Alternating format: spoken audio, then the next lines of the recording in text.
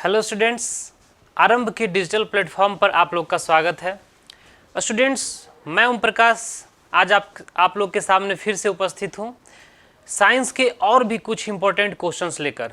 Students, आज के class में आप और भी कुछ साइंस के क्वेश्चंस देखेंगे और मेरा ये प्रयास रहेगा कि हर एक क्वेश्चन को अच्छे से एक्सप्लेन करते हुए उससे जुड़े हुए कॉन्सेप्ट्स को अच्छे से डिस्कस करते हुए चले, ताकि आपको उस क्वेश्चन में, उसके कॉन्सेप्ट में कोई प्रॉब्लम ना हो।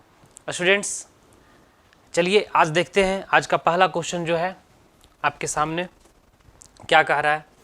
पृथ्वी की भूपर्पटी में सबसे प्रचुर धातु है। पृथ्वी की भूपर्पटी, स्टूडेंट्स अर्थ क्रस्ट का बात किया जा रहा है कि पृथ्वी का जो अर्थ क्रस्ट है, भूपर्पटी, इसमें सबसे प्रचुर धातु पूछा जा रहा है। यहाँ पे गौर करिएगा, यहाँ गलती ना हो। अगर पूछा जाए सबसे प्रचुर तत्व तो अलग होगा, धातु बोल रहा है मतलब धातु में कौन होगा। स्टूडेंट्स, अगर पूछा जाए कि पृथ्वी की भूपर्पटी में सबसे प्रचुर धातु कौन है तो ध्यान दीजिए, जिंक, तांबा, आयरन और एल्युमिनियम, तो एल्युमिनियम है। लेकिन यही अगर रहता कि कौन सा तत्व है तो क्या बोलते, तो बोलते ऑक्सीजन। क्या बोलते? ऑक्सीजन। सबसे प्रचुर तत्व ऑक्सीजन। और अगर मेटल में पूछा जाए तो कौन सा? एल्युमिनियम।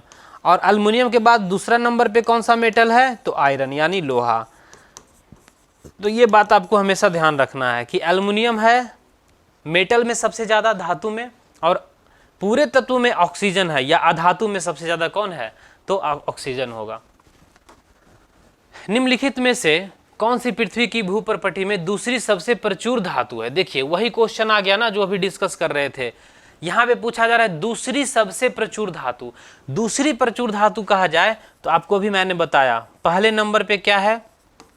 तो एल्युमिनियम। और दूसरे नंबर पे कौन सा है? तो लोहा यानी आयरन। तो ध्यान दीजिए यहाँ पे क्या होगा? आयरन, यानी ऑप्शन नंबर सी होगा।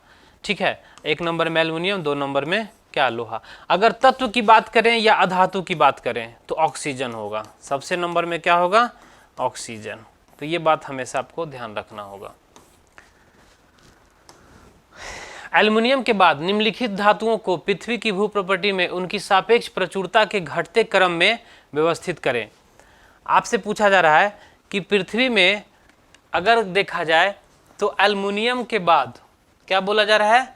एल्युमिनियम के बाद निम्नलिखित धातुओं को पृथ्वी की भूपर्पटी में उनकी सापेक्ष प्रचुरता कौन सबसे ज्यादा है?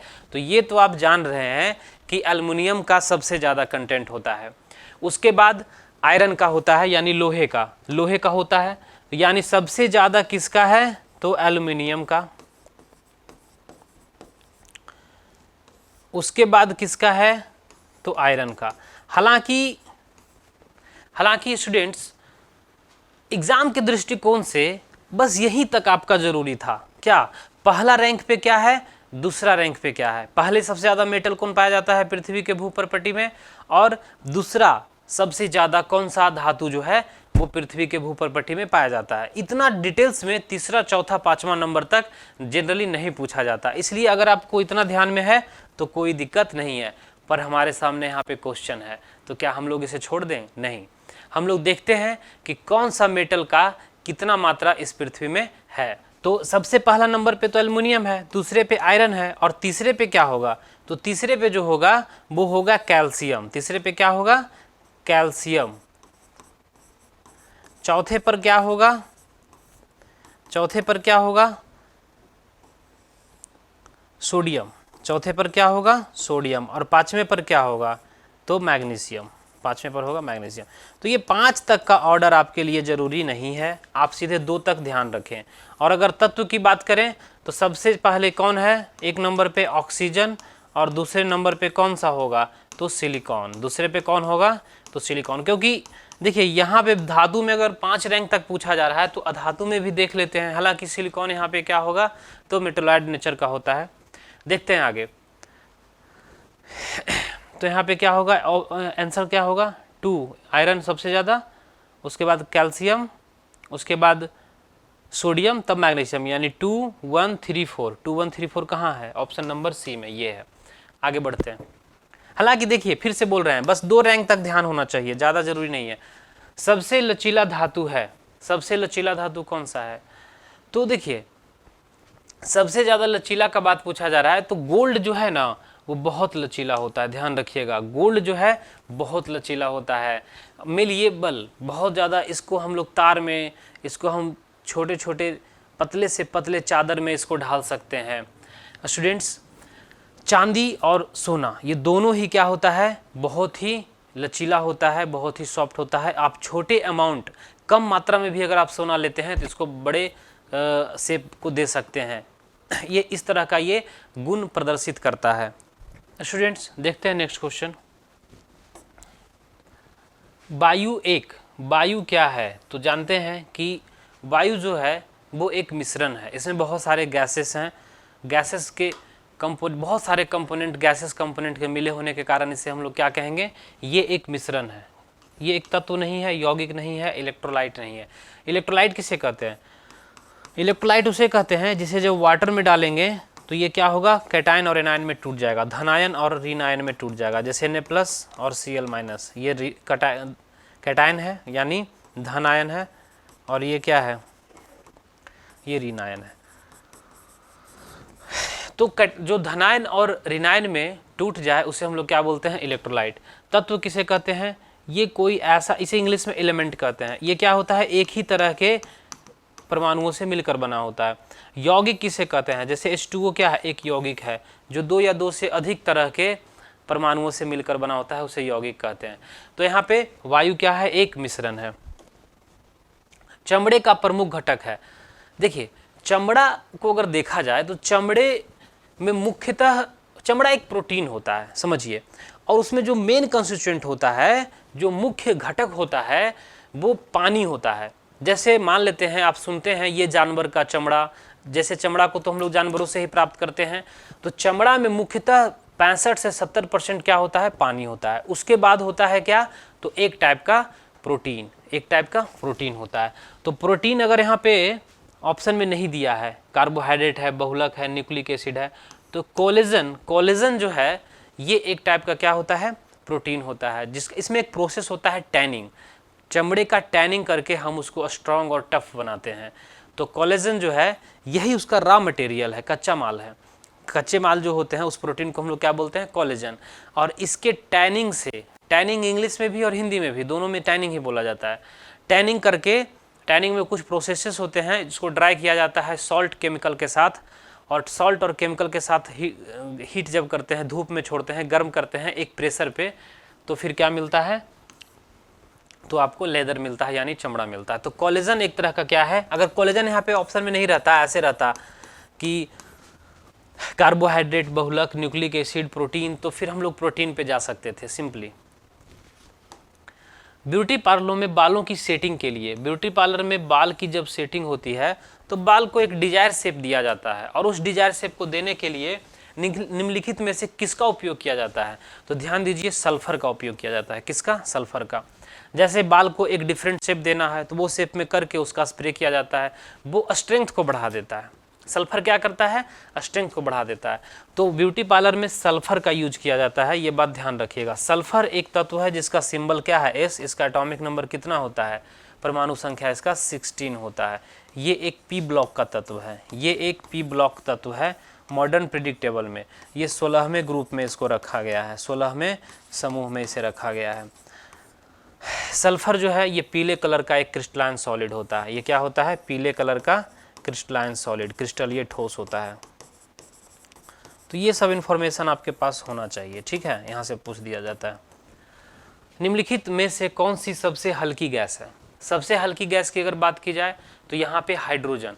देखिए हाइड्रोजन गैस जो है, नाइट्रोजन, हाइड्रोजन, अमोनिया और कार्बन डाइऑक्साइड में हाइड्रोजन सबसे हल्का होता है, इसीलिए ये वायुमंडल के सबसे ऊपरी लेयर में पाया जाता है। ये वायुमंडल के मिक्सचर में आप देखेंगे तो हाइड्रोजन नहीं रहेगा, ये बहुत ही हल्का होता है। इसका एटॉमिक मास भी बहुत कम होता है ना, हाइड्रोजन का एटॉमिक नंबर 1, मास नंबर 1, यानी परमाणु संख्या 1 है, द्रव्यमान संख्या 1 है। तो ये H2 गैस होता है, इसको हम लोग बोलते हैं हाइड्रोजन। तो H2 गैस जो है ये हाइड्रोजन बहुत ही हल्का होता है। देखिए निम्नलिखित का मिलान कीजिए, निम्नलिखित का मिलान करें। इधर है मिश्र धातु, इधर क्या है मिश्र धातु, और इसमें पूछा जा रहा है कि इसकी संरचना कैसी होगी। स्टूडेंट्स जैसा कि आप जानते हैं मिश्र धातु क्या है, दो या दो से अधिक धातु या कोई एक अधातु को भी मिलाकर हम मिश्र धातु बनाते हैं। अब यहाँ पर एक सवाल उठता है कि मिश्र धातु हम लोग क्यों बनाते हैं, क्या ज़रूरत पड़ा, शुद्ध धातु क्यों नहीं यूज़ करते हैं। जैसे समझिए, जैसे अगर बात करें लोहे की, तो लोहा ठीक है, लोहा का ही हम लोग सारा यूज क्यों नहीं करते हैं, हर जगह लोहा ही यूज क्यों नहीं करते हैं। इसका मिश्र धातु बनाकर हम लोहे से इस्पात क्यों बनाते हैं, या फिर बहुत ही फेमस आप सुनते हैं स्टेनलेस स्टील, ये क्यों बनाते हैं, इसका ज़रूरत क्यों पड़ा। तो ध्यान दीजिए, जनरली एक बात ध्यान रखिए, अपने डेली लाइफ में आप जितने भी धातु देखते हैं, आप दैनिक जीवन में जितने भी अपने आसपास धातु देखते हैं, उसमें बहुत कम ही ऐसा होता है कि शुद्ध धातु होता है। जैसे आप देख रहे हैं ये लोहे का बना है, तो ऐसा नहीं सोचिएगा कि इसमें सिर्फ लोहा है यानी आयरन है। क्यों, आप देखते हैं कि जिस पे ट्रेन चलती है वो रेलवे पटरी लोहे की बनी होती है, पर वो लोहा नहीं होता है शुद्ध, समझिए। ऐसा इसलिए मिश्र धातु बनाने का ज़रूरत हमको इसलिए पड़ता है क्योंकि मिश्र धातु का जो गुण है, प्रॉपर्टी है, वो हमारे मन के अनुसार नहीं है। हम चाहते हैं कि उसमें थोड़ा बहुत परिवर्तन हो। जैसे शुद्ध लोहा जो होता है काफ़ी लचीला, नरम, सॉफ्ट और बहुत ही कमज़ोर होता है। तो हैवी बेट के लिए या फिर कोई पार्ट्स बनाने के लिए, रेलवे पटरी के लिए, इस सब के लिए हम शुद्ध लोहा नहीं यूज़ कर सकते, बहुत सॉफ्ट होता है। तो फिर हम उसके प्रॉपर्टी में थोड़ा चेंज करते हैं, हम उसमें थोड़ा कार्बन मिलाते हैं। कार्बन मिलाने से उसमें स्ट्रेंथ आता है, थोड़ा सा स्ट्रेंथ आता है, ड्यूरेबिलिटी आता है, टिकाऊ बन जाता है इस्पात, तो इस्पात बना देते हैं। या फिर कोई लोहे का ऐसा चीज़ है, लोहे में जंग लग जाती है, तो उससे बचने के लिए हम उसमें क्रोमियम, निकल वगैरह मिलाकर हम उसे क्या बना देते हैं, स्टेनलेस स्टील, उससे उसमें जंग नहीं लगता है। तो हम उसके गुणों में परिवर्तन करने के लिए ही मिश्र धातु का निर्माण करते हैं। तो ध्यान दीजिए, इधर है मिश्र धातु और इधर क्या है, संरचनाएं। इस किस चीज़ से बना है, तो सबसे पहला है कांस से, यानी कांसा। कांसा किस चीज़ से बना होता है, इसे हम लोग बोलते हैं ब्रॉन्ज, इसको इंग्लिश में क्या बोला जाता है, ब्रॉन्ज। और पीतल को क्या बोलते हैं, ब्रास। तो ब्रॉन्ज किस चीज़ से बना होता है, तो ये बना होता है तांबा और टीन से। किससे, तांबा और टीन, Cu+Sn। कभी कभी सिंबल भी दे देता है, इसलिए सिंबल देकर आपको बताते हुए चल रहे हैं। ब्रास, ब्रास किससे बना होता है, तो ये होता है कॉपर प्लस जिंक से, यानी तांबा और जिंक से। तो तांबा और जिंक मतलब ये हो गया ये हो गया ये। जर्मन सिल्वर, जर्मन सिल्वर जो है इसमें सिल्वर नहीं होता है, ध्यान दीजिए, कई बार क्वेश्चन पूछा भी है। जर्मन सिल्वर में सिंपली अगर देखा जाए, नाम है सिल्वर, आपको लगेगा कि इसमें सिल्वर भी होगा यानी Ag होगा, सिल्वर होगा, नहीं, सिल्वर नहीं रहता है। इसमें क्या क्या रहता है, तो तांबा, जस्ता और निकल, तांबा, जस्ता और निकल। तो इसका नाम फिर सिल्वर क्यों है, इसको क्यों कहा जाता है जर्मन सिल्वर, इसका जो लुक होता है ना एकदम सिल्वर जैसा होता है। और सिल्वर बोलकर आदमी को ठगने के लिए आप जर्मन सिल्वर का भी कुछ लोग इस्तेमाल करते हैं, एकदम देखने में लगेगा कि सिल्वर है, इसलिए इसको बोला जाता है जर्मन सिल्वर। इसका यूज़ भी है बहुत सारा। तो ये होगा, 3 तो मिला दिए, बाकी बचा टायर धातु। देखिए टायर धातु जो है ये मेनली एलॉय व्हील जो होता है, आप जानते हैं टायर बनाने में एलॉय व्हील का यूज किया जाता है, आजकल तो यही चल रहा है। इसमें मुख्यतः ये नहीं होगा, इसमें मुख्यतः क्या होता है, तो इसमें होता है निकेल, मैग्नीशियम और एल्युमिनियम। इसमें 3 मेटल यूज किया जाता है, निकेल, मैग्नीशियम और एल्युमिनियम, ध्यान दीजिएगा। तो जो एलॉय व्हील देखते हैं गाड़ी के चक्के में, कार में, उसमें क्या यूज करता है, निकेल, मैग्नीशियम और एल्युमिनियम मुख्यतः। ये यहाँ पे ऑप्शन गलत दिया हुआ है। तो टायर मेटल जो होता है एलॉय व्हील, उसमें बनाने के लिए ये यूज किया जाता है। गोबर गैस में मुख्य रूप से शामिल है, गोबर गैस में मुख्य रूप से क्या होता है, मीथेन। गोबर गैस कैसे बनता है, जितने भी ऑर्गेनिक वेस्ट होते हैं, कार्बनिक कचरा जितना होता है, चाहे वो काऊ डंग हो, गोबर हो, सड़ा हुआ भोजन हो, या कोई कुत्ता मर गया, कोई चूहा मर गया, या कोई पौधा सड़ गया, सब को उठाइए और एक जगह एक कंटेनर में फेंक दीजिए। एक गड्ढा बनाया जाता है, इसको ढक दिया जाता है इस तरह से प्लेट से, और इसमें सारे कचरे को डाल दिया जाता है। ये क्या होता है, एनएरोबिक रेस्पिरेशन, ऑक्सीजन की अनुपस्थिति में ही, क्योंकि इसमें ज़्यादा ऑक्सीजन उपलब्ध होगा नहीं, तो ऑक्सीजन की अनुपस्थिति में ही ये क्या होता है, इसमें रासायनिक अभिक्रिया होती है, और इसमें मुख्य रूप से कौन सा गैस बनता है, जिसे हम लोग बोलते हैं गोबर गैस। क्या बोलते हैं, गोबर गैस। इसमें मुख्य रूप से क्या होता है, कौन सा गैस रहेगा भाई, तो रहेगा मीथेन प्लस कार्बन डाइऑक्साइड। मुख्य रूप से होता है मीथेन और कार्बन डाइऑक्साइड। तो मुख्य रूप से क्या रहेगा, मीथेन, थोड़ा बहुत होता है कार्बन डाइऑक्साइड। तो यहाँ पे ऑप्शन में दोनों है, तो दोनों को तो टिक कर नहीं सकते, तो हम लोग सिर्फ मुख्य घटक देखेंगे, क्या, तो मीथेन। और यहाँ पे क्या होता है कि यहाँ से एक पाइप कनेक्शन गया हुआ रहता है इस तरह से, और यहाँ पे चूल्हा होता है आपका, और इस चूल्हे पे आप खाना बनाइए और खाइए आराम से, इस तरह से होता है।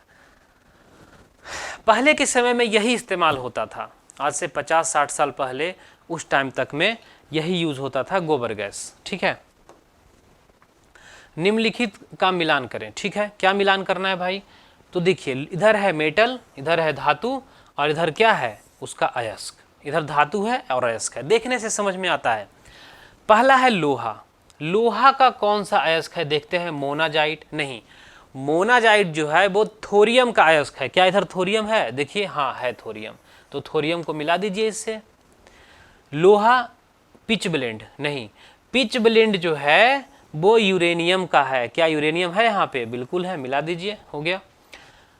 बॉक्साइट, बॉक्साइट किस चीज का है, तो बॉक्साइट जो है वो एल्यूमिनियम का होता है, ध्यान रखिएगा। बॉक्साइट किसका और है, एल्यूमिनियम का। फॉर्मूला क्या होता है, Al2O3 2H2O। तो इधर एल्युमिनियम है नहीं, इसलिए आगे बढ़ते हैं। गैलेना, गैलेना किसका है, लेड का, PbS, PbS लेड सल्फाइड, यानी इसको इससे मिला दीजिए। और क्या बचा, लोहा बच गया। हेमेटाइट, लोहा जो होता है वो हेमेटाइट। हेमेटाइट का फॉर्मूला क्या होता है, तो ये होता है Fe2O3, इसे बोलते हैं हेमेटाइट। और अगर Fe3O4 है ना, तो इसे आप बोलिए मैग्नेटाइट। इसे क्या बोलिए, मैग्नेटाइट। तो ये सब क्या है, ये Fe3O4 एक अयस्क है, इसमें देखिए आयरन है, इसी से आयरन का हम लोग एक्सट्रैक्शन करते हैं, निकालते हैं। तो मैग्नेटाइट से हम लोग आयरन निकालते हैं, तो मैग्नेटाइट एक अयस्क हो गया, किसका, आयरन का, यानी लोहे का। सिंपल यही करेंगे, आगे बढ़ेंगे, देख लीजिए कैसे मिलाए हैं, कैसे मिलाए हैं। एक का लोहा का क्या था, हेमेटाइट, एक का 5, एक का 5 सिर्फ यही है, इसलिए आगे बढ़ते हैं। विद्युत ताप के लिए ताप तत्व बनाने में प्रयुक्त एक मिश्र धातु उपकरण है। देखिए, जब भी विद्युत से आपको ताप प्राप्त करना है, मतलब उष्मा प्राप्त करना है, हीट एनर्जी, तो आप क्या यूज करते हैं, तो बहुत लोग यही बोलेंगे कि सर नाइक्रोम।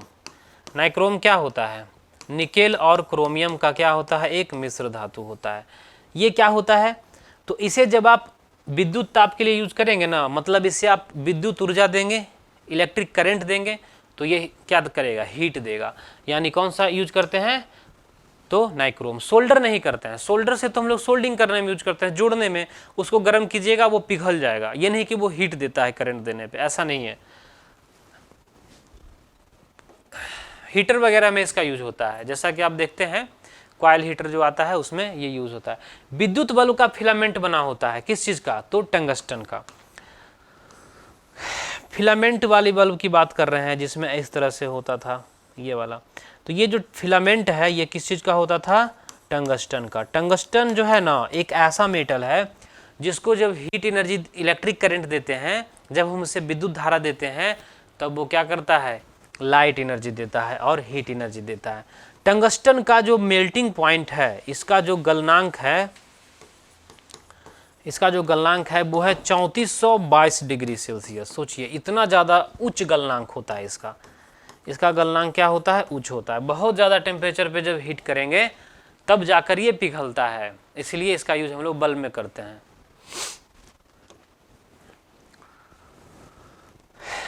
ग्रेफाइट के संबंध में निम्नलिखित कथनों पर विचार करें। देखते हैं ग्रेफाइट के बारे में क्या कहा जा रहा है। यह कार्बन का एक अप्रूप है, बिल्कुल सही है। कार्बन के बहुत सारे अप्रूप हैं, क्या क्या अप्रूप हैं थोड़ा देख लीजिए। जैसे है डायमंड, जैसे है ग्रेफाइट यानी हीरा, ऐसे लिखिए हीरा, ग्रेफाइट, और क्या है ग्राफीन, और क्या है तो फ्लोरीन, ये जो है क्रिस्टलीय अपरूप हैं। अक्रिस्टलीय अपरूप की बात करें तो क्यू कार्बन, कोयला, कोक, चारकोल, ये सारे के सारे, कार्बन ब्लैक, काजल, ये सारे के सारे क्या हैं तो अक्रिस्टलीय अपरूप है। इतने सारे अपरूप होते हैं। तो यह कार्बन का एक अपरूप है, बिल्कुल सही है। यह ऊष्मा और विद्युत का सुचालक होता है, सही है। इसका कृत्रिम उत्पादन किया जा सकता है, ये भी सही है। कृत्रिम उत्पादन आप कर सकते हैं, आप ग्रेफाइट को बना सकते हैं, ठीक है, ग्रेफाइट आप तैयार कर सकते हैं। तो इसमें तीनों सही होगा, यानी ऑप्शन ए होगा। कार्बन, हीरा तथा ग्रेफाइट को सम्मिलित रूप से कहा जाता है एलोट्रॉप्स। इसको क्या बोलते हैं एलोट्रॉप्स, जिसको हिंदी में क्या बोला जाता है, इसे क्या बोला जाता है अपरूप।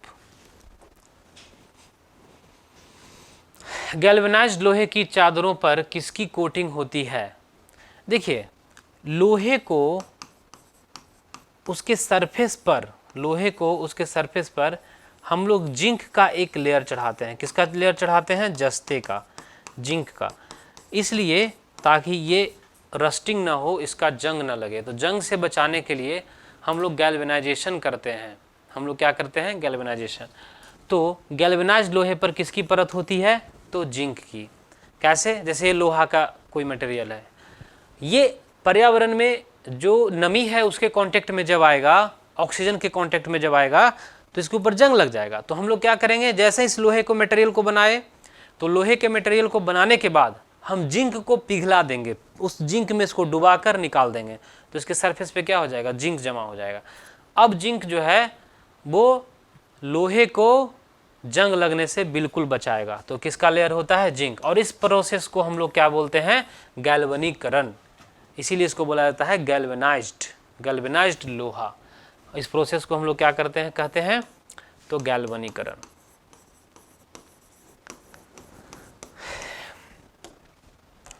निम्नलिखित में से किस धातु की खोज सबसे पहले मनुष्य ने की थी। तो ये तो हिस्ट्री का क्वेश्चन है, इतिहास का। सबसे पहले किस धातु की खोज हुई थी तो तांबा की। सबसे पहले किसकी, तांबा की। सिंधु घाटी सभ्यता के समय ही देखा गया था कि उसके पहले ही क्या हुआ, तांबा मिलने का साक्ष्य प्राप्त हुआ है, तो तांबा सबसे पहला होगा। कार्बन के विभिन्न अपरूपों में से, कार्बन के जितने भी अपरूप अभी आपको मैंने बताया उनमें से हीरा सबसे कठोर है, बिल्कुल सही है, हीरा सबसे कठोर है, सबसे हार्डेस्ट। प्राकृतिक रूप से पाया जाने वाला जो हीरा है वो सबसे कठोर होता है। और ग्रेफाइट सॉफ्ट होता है, फ्लोरीन, बाकी जितने भी है सब सॉफ्ट होते हैं। तो हीरा जो है प्राकृतिक रूप से पाए जाने वाले में सबसे ज़्यादा हार्ड है, प्राकृतिक रूप से पाए जाने वाले में सबसे क्या है, कठोर है। और सबसे सॉफ्ट कौन है, तो सॉफ्ट में अगर बात करें, सॉफ्ट में अगर बात करें तो सबसे सॉफ्ट में आएगा, जितने भी है तो सब तो सॉफ्ट ही हैं, पर यहाँ पे क्या दिया जा रहा है, हीरा सबसे कठोर है, दीपक काला यानी कार्बन ब्लैक। किसके बारे में बोला जा रहा है, कार्बन ब्लैक, जिसको हम लोग क्या बोलते हैं, काजल, जिसे हम लोग बोलते हैं काजल। तो हीरा सबसे कठोर है, दीपक काला सबसे नरम है। ये बिल्कुल सही लिखा हुआ है, क्योंकि कोक सबसे नरम है, ग्रेफाइट सबसे नरम है, ग्रेफाइट सबसे नरम है में दीपक काला यानी कार्बन ब्लैक जो है वो ग्रेफाइट से भी क्या है, सॉफ्ट होता है। ये बात ध्यान रखिएगा। तो यहाँ पे ऑप्शन ए हमारा सही आंसर होगा। ग्रेफाइट भी सॉफ्ट होता है लेकिन कार्बन ब्लैक से ज़्यादा नहीं। स्टूडेंट्स, नेक्स्ट क्वेश्चन में कहा जा रहा है कि निम्नलिखित में से कौन विकल्प धातुओं के घनत्व के बढ़ते क्रम को दिखाता है। बढ़ते क्रम में घनत्व लिखना है, डेंसिटी। तो देखिए यहाँ पे जो मेटल है इस सब का डेंसिटी लिख देते हैं, तो फिर कंपेयर कर लेंगे कौन किसका ज़्यादा होगा। पारा का घनत्व कितना होता है, तो 1 ml अगर आप पारा लेते हैं तो इसका वजन होता है 13.6 ग्राम। अगर आप सोना लेते हैं तो इसका 19 ग्राम के आसपास होता है। अगर आप लेड लेते हैं तो इसका 11 ग्राम के आसपास होता है। और अगर एल्युमिनियम लेते हैं तो इसका 3 ग्राम के आसपास होता है। तो देखिए इसमें अगर देखा जाए तो सबसे कम किसका है, एल्युमिनियम का यानी 4 का। उसके बाद किसका है, तो 3 का 4 3 और उसके बाद है 1 का फिर 2 का 4 3 1 2, यानी ऑप्शन नंबर डी हमारा सही आंसर होगा 4 3 1 2। मतलब सबसे कम डेंसिटी किसका, एल्युमिनियम का, उसके बाद सीसा का, उसके बाद पारा का, फिर किसका, तो सोना का, यानी ये सही होगा। निम्नलिखित में से कौन आधुनिक आवर्त सारणी का आधार है?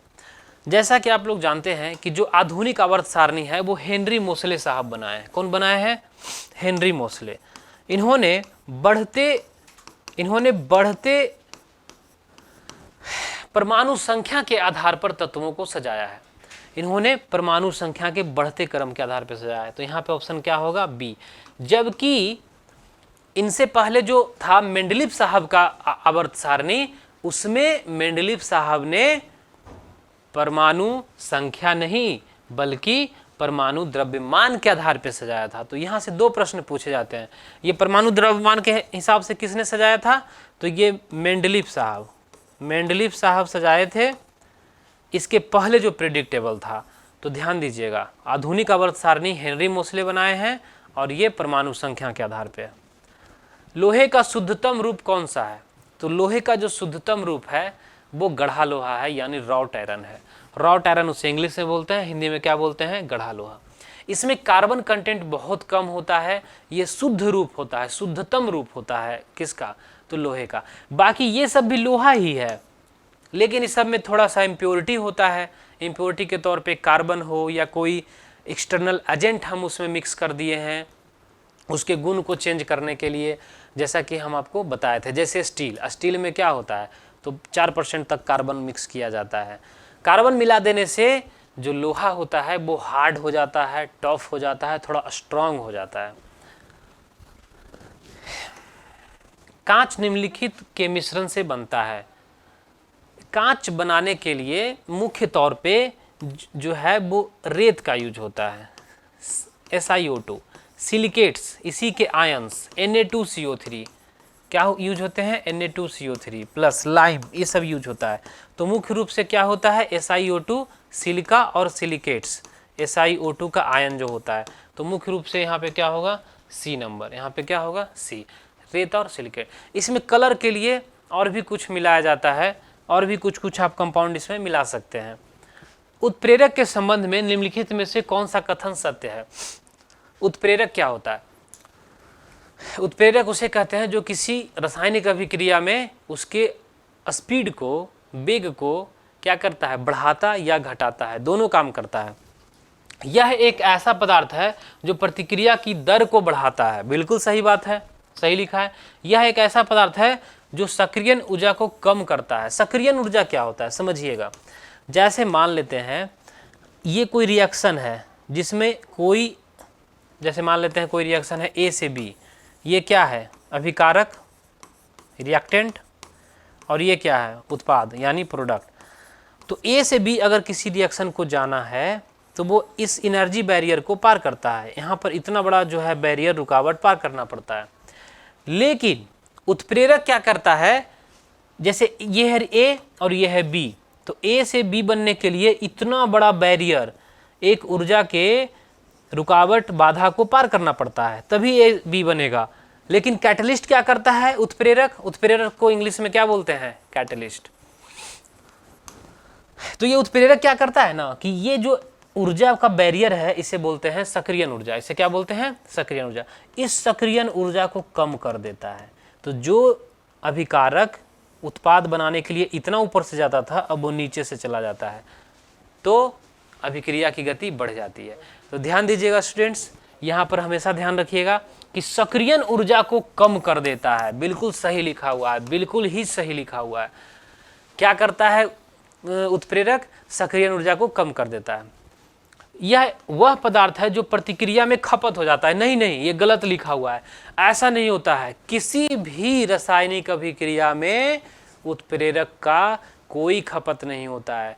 जितना आप शुरू में लिए थे उत्प्रेरक, उतना आपको रिएक्शन के बाद मिल जाएगा। इसीलिए यानी 1 और 2 सही है। सिर्फ क्या सही है? 1 और 2। देखते हैं नेक्स्ट।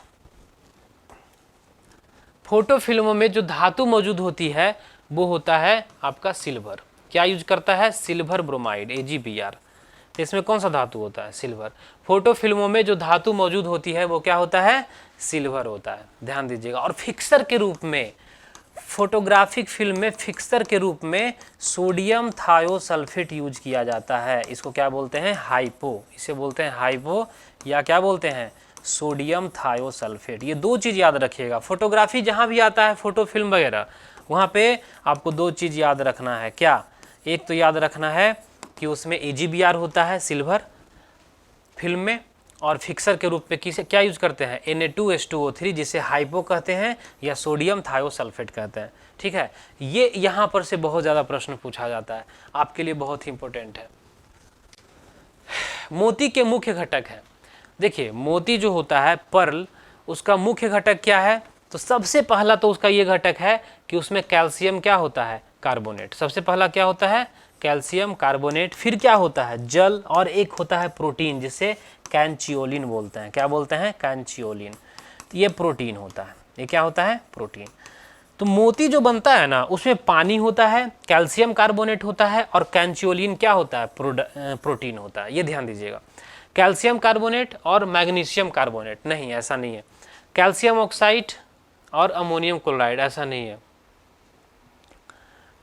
एरोगोनाइट और सोडियम कार्बोनेट, अमोनियम सल्फेट और सोडियम कार्बोनेट। यहाँ पे देखिए मैग्नीशियम कार्बोनेट दिया हुआ है, ध्यान दीजिए। इसका मुख्य घटक क्या है?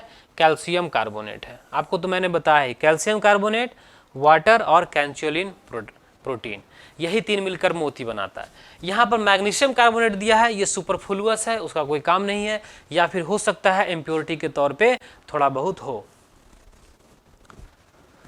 एक तत्व जो प्रकृति में उत्पन्न नहीं होता परंतु उत्पन्न किया जा सकता है कृत्रिम रूप से, वो क्या है? ध्यान दीजिए, इन चारों मेटल्स में कौन सा मेटल है? थोरियम, रेडियम, यूरेनियम और प्लूटोनियम। ध्यान दीजिए, इसमें प्लूटोनियम जो है ना, वो कृत्रिम रूप से बनाया जाता है, ये पाया नहीं जाता। ध्यान दीजिए स्टूडेंट, एक बात ध्यान रखिएगा। आप लोग जो हमेशा बोलते रहते हैं कि हमारे आधुनिक आवर्त सारणी में, आप लोग बोलते हैं ना कि हमारे आधुनिक आवर्त सारणी में टोटल 118 तत्व हैं। कितने तत्व हैं? 118। लेकिन ध्यान दीजिए, 118 का 118 पृथ्वी में नहीं पाया जाता। इसमें पृथ्वी में कितना पाया जाता है? तो पृथ्वी में जो पाया जाता है वो है 94, और बनाया कितना जाता है? तो 24, यानी 24 तत्व को हम लोग बनाते हैं और 94 तत्व पृथ्वी में पाए जाते हैं। तो उसी तरह से प्लूटोनियम को बनाया जाता है। बाकी थोरियम, तो थोरियम आपको मिलता है मोनाजाइट में, जो कि केरल में पाया जाता है। रेडियम, रेडियम आपको मिलता है यूरेनियम के साथ, किस में? पिच ब्लेंड में। किस में मिलता है? पिच ब्लेंड में। तो ये बात ध्यान रखिएगा, यूरेनियम और रेडियम एक साथ पाया जाता है पिच ब्लेंड में, और मोनाजाइट से थोरियम प्राप्त होता है, सेरियम प्राप्त होता है, और प्लूटोनियम तो ये बनाया जाता है, ये पाया नहीं जाता। जिस प्रोसेस के थ्रू बनाया जाता है उसे हम लोग ट्रांसमुटेशन कहते हैं। क्या बोलते हैं? ट्रांसमुटेशन।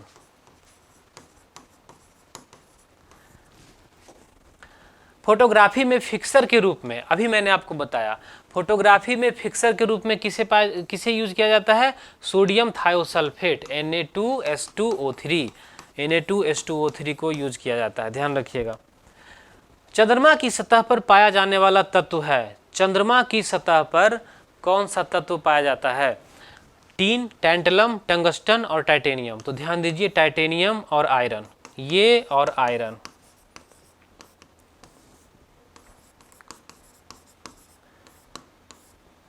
तो ये जो है मुख्य तौर पर चंद्रमा के सतह पर पाया जाता है।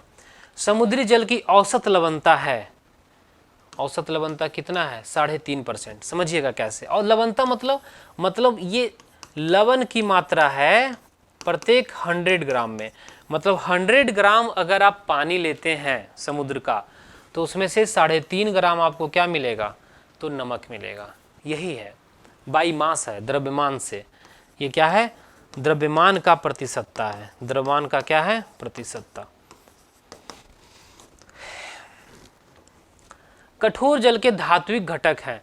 कठोर जल किसे कहते हैं? उसका धात्विक घटक क्या है? समझिए, कह रहा है मैग्नीशियम, कैल्शियम और आयरन, लोहा, टीन और कैल्शियम, कैल्शियम और मैग्नीशियम, मैग्नीशियम, टीन और आयरन। इन तीनों में क्या है? सी नंबर, यानी कैल्शियम और मैग्नीशियम। अब आप कहेंगे कैसे? समझिए, जो कठोर जल होता है ना, वो दो तरह का होता है, ध्यान से समझिएगा। कठोर जल, कठोर जल दो तरह का होता है, एक में होता है अस्थाई कठोरता और एक में होता है अस्थाई कठोरता। तो आप कहेंगे कि दोनों में अंतर क्या है? तो जो अस्थाई कठोरता होता है ना, उसमें कैल्शियम का क्लोराइड होता है या मैग्नीशियम का क्लोराइड होता है, MgCl2 या CaCl2 या CaSO4 या MgSO4। तो इतना में कुछ भी होगा तो वो क्या होगा? अस्थाई कठोरता। अस्थाई किसे कहेंगे? जब MgHCO3 बनाएगा और CaHCO3 बनाएगा, यानी ये bicarbonate, magnesium bicarbonate, calcium bicarbonate अगर रहे तो अस्थाई कठोरता, या calcium chloride, magnesium chloride, calcium sulphate या मैग्नीशियम सल्फेट रहे तो अस्थाई कठोरता। इसे आप उबाल के दूर कर सकते हैं, इसको उबाल के दूर नहीं कर सकते हैं। तो इसमें कौन सा मेटल यूज हुआ बताइए? धातु कौन सा यूज हुआ? तो धातु हो रहा है कौन सा? कैल्शियम और मैग्नीशियम, इसी का सल्फेट है चाहे क्लोराइड है। देखते हैं नेक्स्ट, निम्नलिखित में से कौन सा लोहे में जंग लगने का कारण है? भाई सिंपल सा बात है, ये कोई पूछने वाली बात है? ऑक्सीकरण, ऑक्सीडेशन होता है। कैसे होता है? ध्यान दीजिए, ये लोहे का परमाणु है, ये ऑक्सीजन और वाटर से, ऑक्सीजन और पानी से या नमी से, नमी भी है अगर, तो नमी क्या है? पानी ही तो है। तो ऑक्सीजन और पानी के संपर्क में आकर ये क्या बना देता है? Fe2O3 XH2O। तो इसको हम लोग क्या बोलते हैं? इसी को बोलते हैं जंग। इसके वजह से जंग लगने से जो Fe था अब वो Fe नहीं है, अब वो Fe2O3 और XH2O है, तो वजन बढ़ जाएगा। क्या होगा? वजन बढ़ जाएगा। जब भी जंग लगता है ना, जब भी लोहे में जंग लगता है तो क्या होता है? ऑक्सीकरण होता है और वजन जो है वो बढ़ जाता है। देखते हैं नेक्स्ट, कोयले की वह किस्म जिसके भंडार में मूल पादप सामग्री के पहचानने योग्य निशान मौजूद है। बहुत ही अच्छा प्रश्न है, समझिए बात को। क्वेश्चन क्या कह रहा है? बहुत लोग इसको समझेंगे नहीं कि कह क्या रहा है क्वेश्चन। कोयला का कौन सा किस्म है जिसमें, कोयले का वह कौन सा किस्म है जिसके भंडार में मूल पादप सामग्री को पहचानने योग्य निशान मौजूद हैं? देखिए ये हुआ कि कोयला का तो बहुत टाइप होता है और वो बनता कैसे है? तो वो पौधे के डिकम्पोजिशन से, जब हाई प्रेशर हाई टेम्परेचर तक वो पौधा दबा हुआ रहता है तो वो धीरे धीरे क्या होता है? कोयला बन जाता है।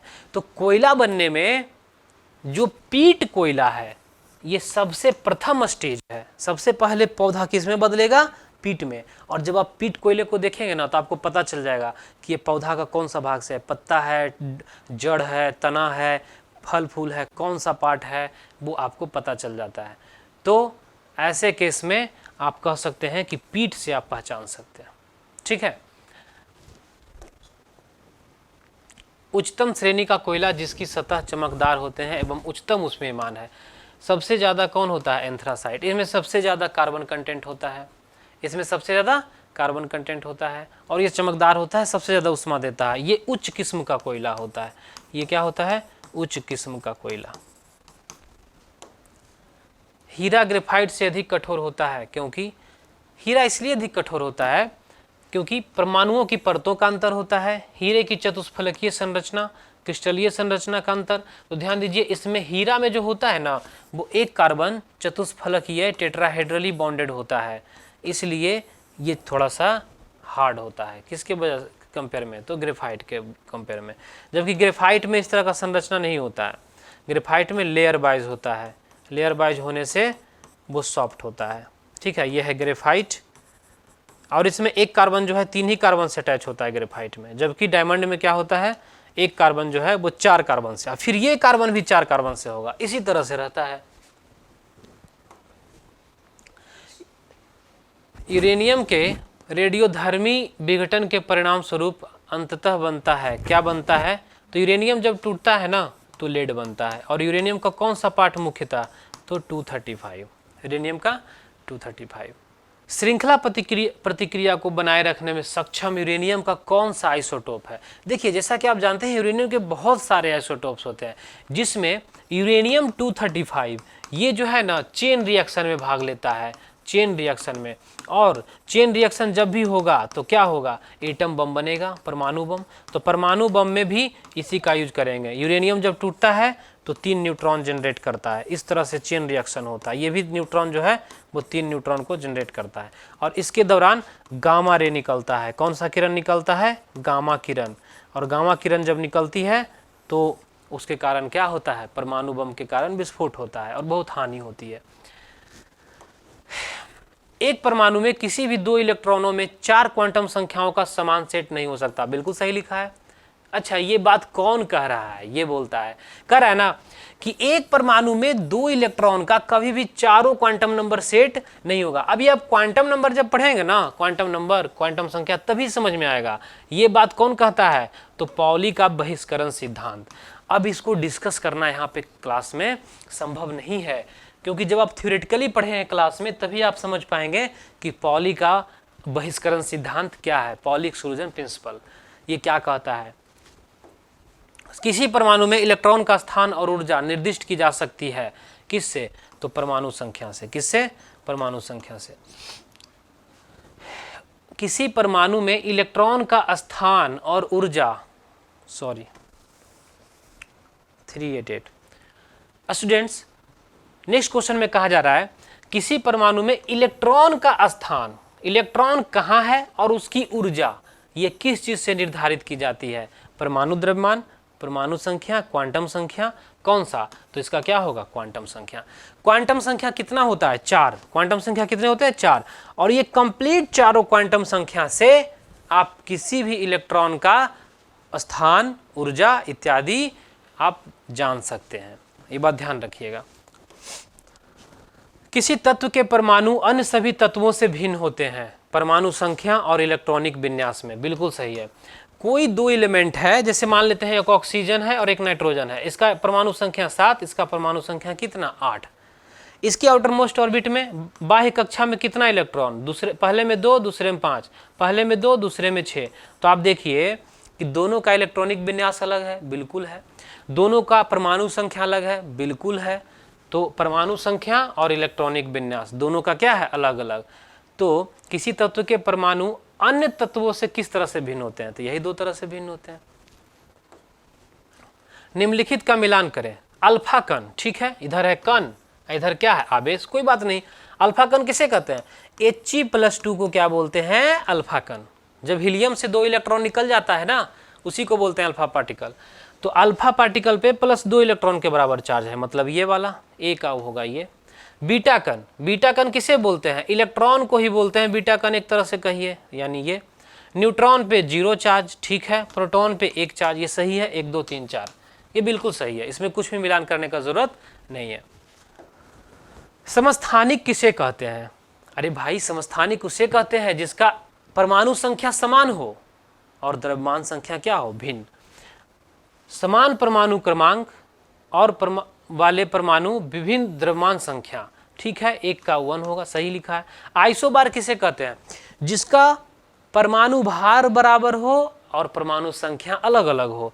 समस्थानिक का एक एग्जांपल दीजिए। जैसे कार्बन 6 है और 12, और कार्बन का एटॉमिक नंबर, परमाणु संख्या 6 और द्रव्यमान संख्या कितना? 14। तो देखिए ये दोनों क्या है? समस्थानिक है। आइसोबार किसे कहेंगे? समान संख्या में न्यूट्रॉन वाले परमाणु लेकिन अलग,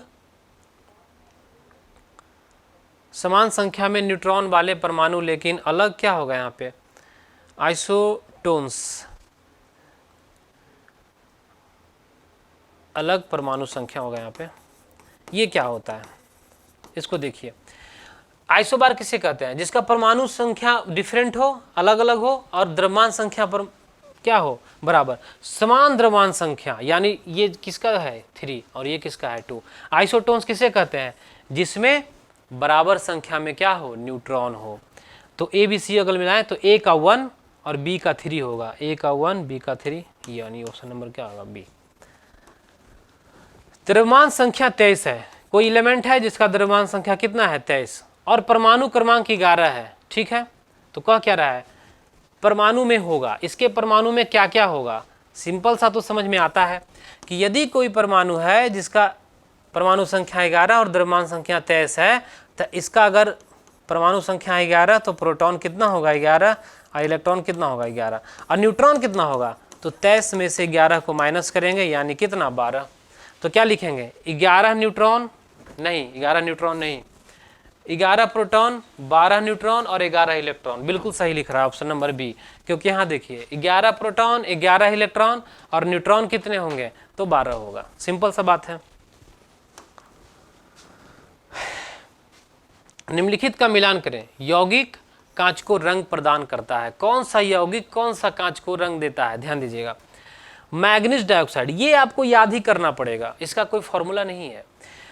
मैग्नीज डाइऑक्साइड काला देता है, सेलेनियम ऑक्साइड व्हाइट देता है, क्रोमियम ऑक्साइड हरा देता है और आयरन ऑक्साइड जो है वो रेड देता है। 1 2 3 4 ये इसी तरह से लिखा है, इसमें मिलाने का कोई ज़रूरत नहीं है। देखते हैं कहीं कहीं जगह का मिट्टी लाल होता है आयरन के वजह से, क्रोमियम जो है वो ग्रीन कलर देता है। ठीक है, सही लिखा हुआ है। कांच की कौन सी किस्म उष्मा प्रतिरोधी है? Hard glass, flint glass, Pyrex glass. तो पायरेक्स ग्लास जो है ये क्या करता है, हीट रेसिस्टेंट है, हीट को फ्लो करने नहीं देता, गर्म नहीं होता है। खोई, चीनी विनिर्माण उद्योग का एक उप उत्पाद का उपयोग किसके उत्पादन के लिए किया जाता है? खोई कहने का मतलब क्या है? जैसे देखिए खोई क्या होता है, जैसे गन्ने का जब रस निकालते हैं तो रस निकालने के बाद जो अवशेष बचता है फाइबर, वो क्या होता है, उसी को बोलते हैं खोई। उसका आप क्या यूज कर सकते हैं, नायलॉन बना सकते हैं, ग्लास बना सकते हैं, कागज बना सकते हैं या शराब बना सकते हैं। तो सिंपल सा बात है, उसका हम कागज बना सकते हैं। ग्लास में तो सिल्क का यूज होता है, नायलॉन तो अलग पॉलीमर है, वो पॉलीमर में आप जानते हैं कि इसका पॉलीमराइजेशन होता है नायलॉन का टाइप। शराब जो है इसमें अल्कोहल, इथेनॉल वगैरह यूज होता है, तो कागज इससे बना सकते हैं, ये फाइबर होता है। सिंपल सा बात। साबुन क्या है? तो साबुन तो आप जानते ही हैं, जैसे कोई कार्बोक्सिलिक एसिड है, CH3 CH2 ढेर सारा CH2 और CH2 C डबल बॉन्डो OH, ये है कार्बोक्सिलिक एसिड। अगर इसी का हम लवण ले लेते हैं, ये O- और Na+ या K+, ये ले लेते हैं, तो यही देखिए कार्बोक्सिलिक एसिड का ये क्या है, लवण। कार्बोक्सिलिक एसिड यानी से हम लोग क्या बोलते हैं, फैटी एसिड। फैटी एसिड का क्या है, लवण है, सोडियम या पोटेशियम का लवण है, तो इसी को हम साबुन बोलते हैं। साबुन का मेन कंस्टेंट यही है। सिलिकेट्स के लवण नहीं, गलत है। भारी फैटी एसिड के ईस्टर नहीं, ईस्टर नहीं होता है, ये सॉल्ट होता है। भारी फैटी एसिड के सोडियम या पोटेशियम लवण, बिल्कुल सही लिखा है, ये क्या होता है, सोडियम या पोटेशियम। ज़्यादा हार्ड कौन होता है, पोटेशियम, और सॉफ्ट कौन होता है, सोडियम। तो इससे हम लोग जनरली नहाने वाले साबुन भी बनाते हैं और इससे हम लोग जनरली कपड़ा धोने वाले साबुन बनाते हैं। ये थोड़ा हार्ड होता है, ये थोड़ा होता है ना, हार्ड होता है, थोड़ा ज़्यादा स्ट्रांग होता है ये सोडियम का, सॉरी पोटेशियम का। वल्कनीकरण में प्राकृतिक रबर को गर्म किया जाता है किसके साथ, कार्बन, सल्फर, सिलिकॉन और फास्फोरस। तो बहुत ही अच्छे से ध्यान रखिएगा इसको, सल्फर के साथ। ध्यान दीजिए, प्राकृतिक रबर जो होता है बहुत ही सॉफ्ट होता है, आसानी से टूट जाएगा, ऐसे तोड़ेंगे टूट जाएगा, व्हाइट कलर का होता है। आप समझते होंगे, आप पेंसिल का लिखा हुआ मिटाने के लिए रबर यूज करते हैं, नेचुरल रबर कितना सॉफ्ट होता है, लेकिन उसी से हम लोग को टायर बनाना है, तो टायर बनाने के लिए क्या उतना सॉफ्ट रबर चलेगा, नहीं चलेगा। तो आप क्या करते हैं, आप क्या करते हैं कि ये जो होता है ये अणु है, किसका अणु है, प्राकृतिक रबर का, इस तरह से रहता है। ये दोनों अणु के बीच वंडरवाल फोर्स लगता है, बल, वंडरवाल बल जो होता है बहुत ही कमजोर होता है। तोड़ते हैं तो ये इधर चला जाता है, ये इधर चला जाता है, टूट जाता है। प्राकृतिक रबर है ये। लेकिन ध्यान दीजिए स्टूडेंट्स, जब इसको हम सल्फर के साथ हीट करेंगे, जब इसे हम सल्फर के साथ क्या करेंगे, हीट यानी गंधक के साथ, तो क्या होगा, तो ये जो अणु है इस अणु के बीच बॉन्ड बन जाएगा। सल्फर जो है ऐसे करके इसके साथ ऐसे बॉन्ड बना लेगा, जिसके वजह से क्या होता है, जिसके वजह से क्या होता है, आप जब तोड़ेंगे इसको तो नहीं टूटेगा, दोनों एक दूसरे को क्या करके क्रॉस लिंक बॉन्ड बना दिया। अब जो है रबर वो स्ट्रांग हो गया, टफ हो गया, आसानी से ये टूटने वाला नहीं है। तो बल्कनीकरण इसी को कहते हैं। प्राकृतिक रबर को जब सल्फर के साथ गर्म करते हैं 160 डिग्री सेल्सियस के आसपास, तो क्या होता है, क्रॉस लिंक बॉन्ड बनता है और मजबूत रबर का निर्माण होता है।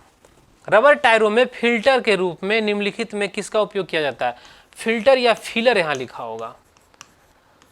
देखिए रबर का जो टायर बनता है, अभी आप कहेंगे कि सर एक बात बताइए, आप बोल रहे हैं कि रबर का जो कलर होता है वो वाइट होता है, लेकिन यहाँ रबर टायर जो है वो ब्लैक होता है। ब्लैक क्यों होता है? क्योंकि उसमें फिलर के रूप में कार्बन ब्लैक यूज किया जाता है। क्या यूज किया जाता है? Carbon black. ध्यान दीजिए, इसका काम क्या है? तो ये टेम्परेचर को मेंटेन करता है। कार्बन ब्लैक का क्या काम है? तो ये ताप या ऊष्मा को क्या करता है? मेंटेन करता है। यह एक आयतन का निर्माण करता है और ये जो है एक शेप देता है टायर को, ठीक है, और ये एक रेसिस्टेंस बनाता है। तो इस तरह से प्रोड्यूस करता है एक हाई क्वालिटी का टायर। तो कार्बन ब्लैक को मिलाया जाता है किस में? तो टायर में, ठीक है। सीमेंट उद्योग के लिए आवश्यक महत्वपूर्ण कच्चा माल कौन सा है? सिंपल सा बात है, सीमेंट जो होता है उसमें मुख्य घटक जो है ना वो कैल्शियम का ऑक्साइड होता है। इसमें बहुत सारे हैं। सीमेंट में ना कई केमिकल्स होते हैं, एल्युमिनियम के ऑक्साइड, कैल्शियम के ऑक्साइड, ये ऑक्साइड, वो ऑक्साइड, जिप्सम, ये सब वो सब बहुत सारा होता है, लेकिन मुख्य तौर पे क्या होता है? कैल्शियम का ऑक्साइड। और कैल्शियम जो है वो कहाँ से आता है? CaCO3 से, क्या? चूना पत्थर से, ठीक है, यानी लाइमस्टोन से। यानी चूना पत्थर इसका क्या है? मुख्य घटक है। जिप्सम आर तो बाद का चीज है। किस कृत्रिम रेशे को कृत्रिम रेशम कहा जाता है? Artificial silk. क्या बोला जाता है? आर्टिफिशियल सिल्क किसे कहा जाता है? ये सिल्क जैसा इसका अपीयरेंस होता है, ये दिखेगा एकदम लगेगा कि सिल्क है। किसे कहा जाता है? तो ये कहा जाता है रेयॉन को। किसको कहा जाता है? रेयॉन को। रेयॉन जो है वो एक आर्टिफिशियल सिल्क होता है। स्टूडेंट्स, बहुत ही कम टाइम में मैंने आपके सामने बहुत अच्छे क्वेश्चंस को डिस्कस किया। आई होप इस क्लास से आप बहुत कुछ सीखे। अगले क्लास में आपके सामने फिर से उपस्थित होंगे और भी बहुत अच्छे क्वेश्चंस के साथ। जय हिंद।